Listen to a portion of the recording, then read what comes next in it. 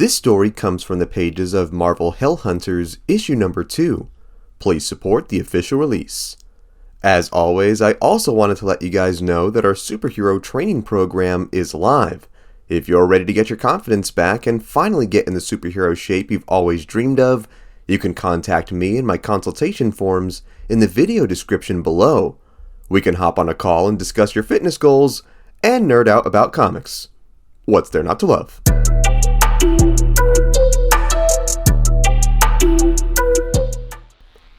The next issue opens in Nazi-occupied France, where we see a band of American soldiers fighting off an enemy force.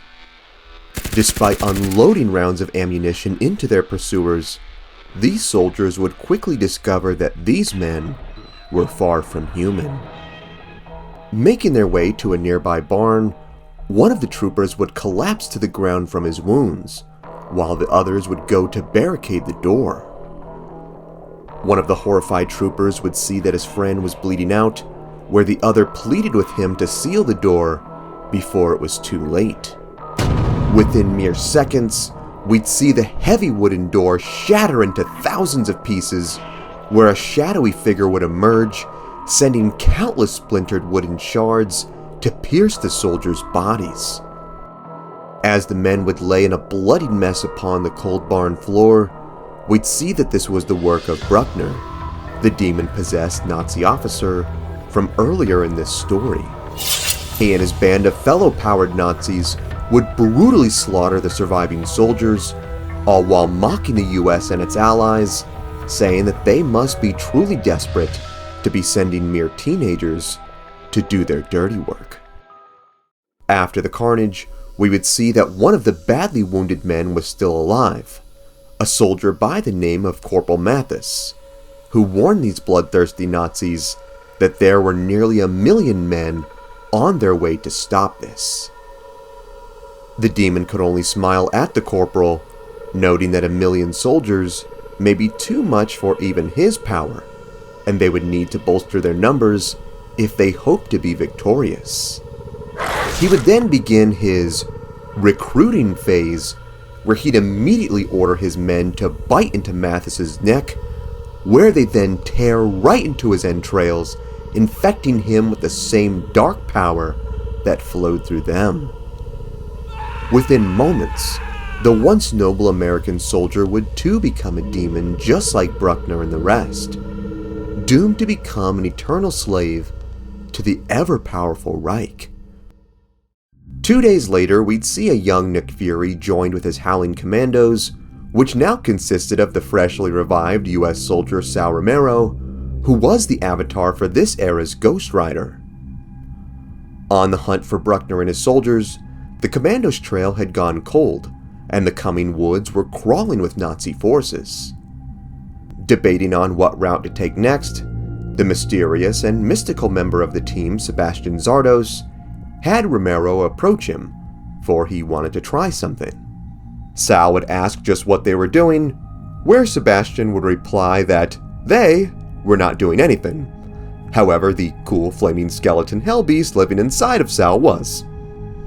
In the very next panel, Zardos would use his magic to pull the Ghost Rider spirit out of Romero's body, believing that it would lead them right to their targets. The man would be proven right, as we'd see the spirit's flame point directly into the middle of the forest, exactly where they needed to be. Sal, in complete amazement, wondered just how Sebastian knew this. Here we'd see the soldier had been studying the mystic arts and the astral plane for quite some time. In his experience, he had come to discover the correlation between monsters, and that often they tended to create each other. In Sal's situation, this was also the case, as the Ghost Rider spirit and the demon that gave Bruckner his powers were linked and held some kind of grudge against each other, one that was ongoing for the last several decades. Rather disappointed to hear that he was recruited to join the Commandos, so his Ghost Rider powers could be used as basically a magic demon compass, Romero confronted Zardos about this, where the man asked him what should it matter. What he should be truly worried about is what will happen once this is all over. He sold his soul to the devil after all, and for revenge of all things. With a chilling stare, he then asked the man just what will he do once he finally gets what he was looking for. Before he could truly ponder the hellish consequences of his actions, Romero was then interrupted by the sound of gunfire, which the team tracked to a nearby village. Looking through her binoculars, Peggy Carter identified the soldiers as Nazis, who appeared to be frantically shooting in all directions. Making their way to the scene, Carter remarked that Sal's fiery skeleton alter ego would come quite in handy right now, where the man admitted that he was still getting used to his powers and was not quite sure on how to turn them on. Dude, you didn't ask for the Ghost Rider instruction manual? Psh, noob. Making their way past a pile of horribly mutilated Nazi bodies, the troopers came upon a pair of enemy soldiers, where they told the men to drop their weapons, only to be rather surprised that the Nazis immediately turned themselves in and surrendered, where they then begged the team to help them. Wondering just what could have the crowd so spooked, we'd quickly see exactly what this was, where we'd witness a man armed with giant blades pounce upon the pair, where he'd viciously and brutally slice them to bits. Catching the Howling Commandos' scent, this mysterious man would identify them as fellow Americans, where we discover just who this soldier was. This was this era's James Howlett, this universe's Wolverine. An equally disturbed and impressed Nick Fury would then ask Logan just what unit he was with and how he ended up fighting the Germans alone, where the mutant would inform him that his entire team was dead and that he ran into the enemy troop by accident. He warned the man that he was being hunted, and they didn't want to be anywhere nearby when it catches him. Just as he would finish that sentence, we would see that the hunters had finally tracked their prey, as Logan would hear a sinister voice call out his name. The soldiers would then witness the weather become bitter cold, as it would begin to snow. Carter would demand for Romero to transform, where he'd tell the woman that he still had not figured out how to control it. Suddenly, Romero would feel a powerful force immediately tear right into his flesh, where his organs would pour out of his body as he'd instantly collapse to the ground dead. Rather concerned as they just lost one of their most powerful members of the team, Fury and his men opened fire upon their attackers, where Logan told them to run and that conventional weapons could not harm the enemy. However, the future X-Man would discover that these were not conventional soldiers, as we'd see Zardos bring out his mystical sniper rifle, which, let's be honest, looks like a pack-a-punch weapon from Call of Duty Zombies, where he'd shoot at his teammates' weapons, where it caused them to be charged with an otherworldly magical energy. Seeing as this was pretty awesome, we'd see Wolverine leap upon one of the demon creatures attacking them, where we'd learn that its name was Davy. Logan would then plunge his knives into Davy's back and apologize, saying that he did not ask for this. We would then find out that this being was one of Wolverine's comrades in the war, as it would reflect on how cold it was during their training camp. Reminiscing on how they would joke about the cold, Davy would pounce upon Logan and prepare a killing strike, saying that they never knew what true cold was. Before Logan could be struck down, we'd see Death was not quite ready for him yet, as we'd witness Davy instantly be chopped in half by a searing wave of energy. In an absolutely incredible next panel, we'd see that this attack was from a fully transformed and a very not dead Sal Romero, who had used this fatal attack to turn back into Ghost Rider, where he told the monster that it no longer had to worry about the cold. Seeing two additional frost demons headed his way, Ghost Rider easily grabbed them by the throats. They tell the man that Bruckner remembered him, where he'd ignite his skull and set the creatures ablaze, saying that he would see their boss very soon. As the dust settled, Logan would hear a weakened voice call out his name. This would be the bloodied, reverted remains of Davy, who warned his friend that Bruckner and his men had come into Kaliningrad.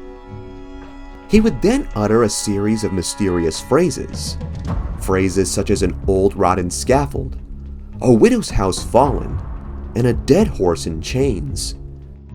He would then ask Logan if he understood, where the rightfully confused soldier would admit that he did not.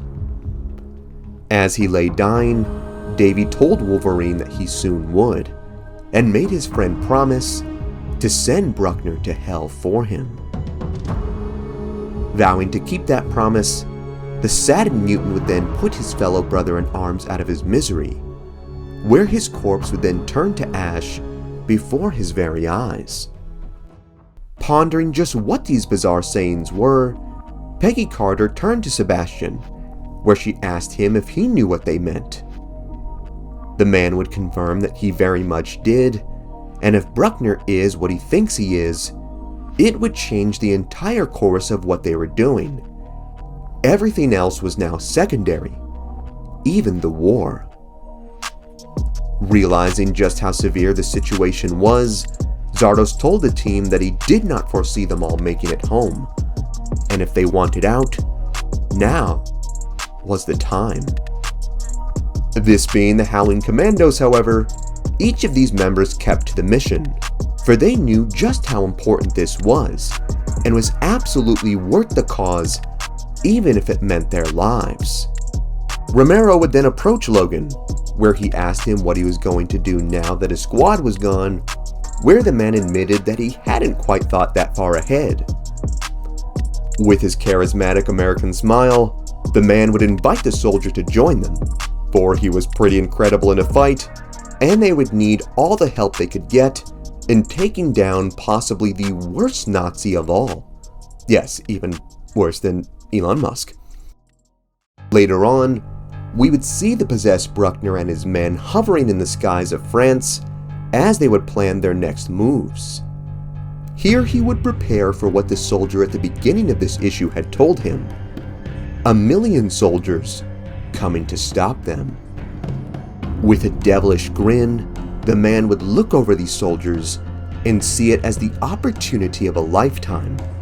1,000,000 fresh new vessels he could use to spread his virus and end the race of men and usher in the kingdom that was promised. We'd soon learn this was not just any day, rather an alternate history of June 6, 1944, the Allied invasion of Normandy, the infamous moment of all of World War II, and that would be D-Day. As the young American soldiers would prepare to engage the German threat, they would be rather shocked and confused as the ocean waters had instantly turned to solid ice. Preparing their guns ready to open fire upon the Nazis, the men were in for something far worse, as they'd witnessed the demonic Nazi zombies charge full force at them, ready to spread this hellish plague and bring in the chilling new era.